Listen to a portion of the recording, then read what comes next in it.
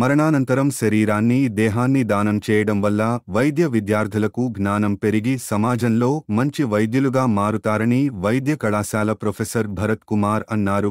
మహబూబాబాద్ జిల్లా కురవి మండలం నేరడ గ్రామంలో మృతి చెందిన పోతుగంటి రామస్వామి పార్థివ దేహాన్ని మహబూబాబాద్ మెడికల్ కళాశాలకు దానం చేశారు.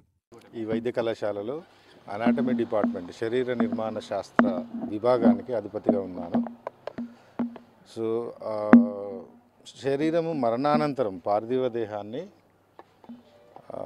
పరిశోధనల నిమిత్తము, చదువు నిమిత్తము, అకాడమిక్స్ అంటాము, చదువు నిమిత్తము మేము ఈ పార్థివ దేహాన్ని ఉపయోగిస్తాము. ఒక్కొక్క పార్థివ దేహం నుంచి 25 నుంచి 30 మంది వైద్య విద్యార్థులు ఏ విధంగా శరీర నిర్మాణం జరిగింది, అవయవాల అమరిక ఎలా ఉంది అని చూసి నేర్చుకుంటారు.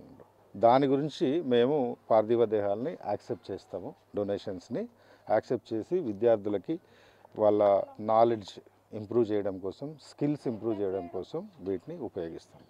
సో ఇది ఈ కాలేజీ స్థాపించిన తర్వాత మొదటి దేహదానం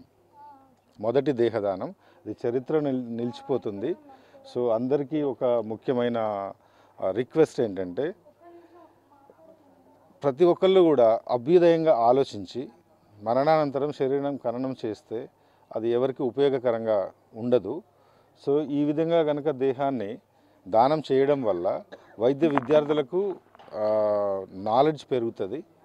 సో తద్వారా సమాజానికి మంచి వైద్యులుగా మారి సంఘానికి సేవ చేయడానికి అవకాశం ఉంటుంది.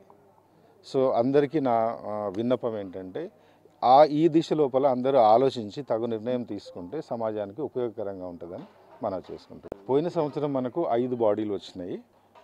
5 మనకు గవర్నమెంట్ కాలేజ్ నుంచి సప్లై అయినాయి.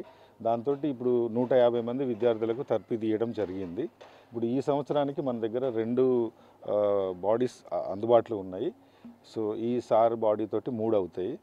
మనకు ఇంకా 2 బాడీస్ అవసరం ఉంది. అవి ఉస్మానియా నుంచి కానీ గాంధీ హాస్పిటల్ నుంచి కానీ అరేంజ్మెంట్ కోసం ప్రిన్సిపల్ గారు ఆల్రెడీ మాట్లాడినరు. సో మేము ఆల్రెడీ డిసెక్షన్ స్టార్ట్ చేసినాము.